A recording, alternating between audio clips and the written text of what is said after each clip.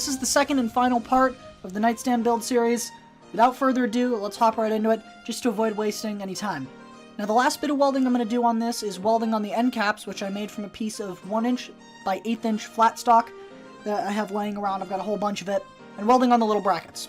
Now I did have the same problems welding on the end caps as I did welding the rest of the frame, but thankfully I was able to kind of knock the looks down a little bit and make the welds, if you can call them that, a little bit better just by hitting everything with a flap wheel. The purpose of that was just to kind of give the rounded look and make everything look a little bit more clean and professional. I really do like the rounded look, the kind of seamless look where it looks like it's part of the tube as opposed to the plastic caps that I've used before, especially on my desk.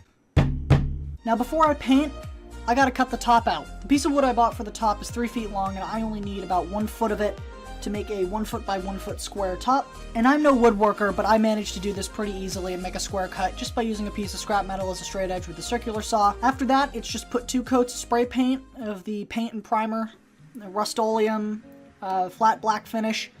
I really like just the way black contrasts with a lot of stuff. It goes really well with most colors. After the paint is fully dried, it just took a little bit of quick math and marking with a pencil to find the center of the board that I was going to use as the top, and a few other marks just to use as center points or reference points to help center up the frame on the top, just so everything looks nice and square. And that's it. It was that easy to finish up. It took me way too long, but I did have to struggle with the weather a little bit when it came to paint.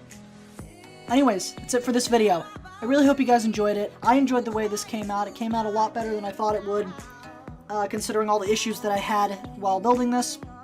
If you enjoyed this video, please consider leaving a like and a comment. And if you want to see more content like this from me, please consider subscribing. Anyways, that's it from me, and I'll maybe see you guys next week.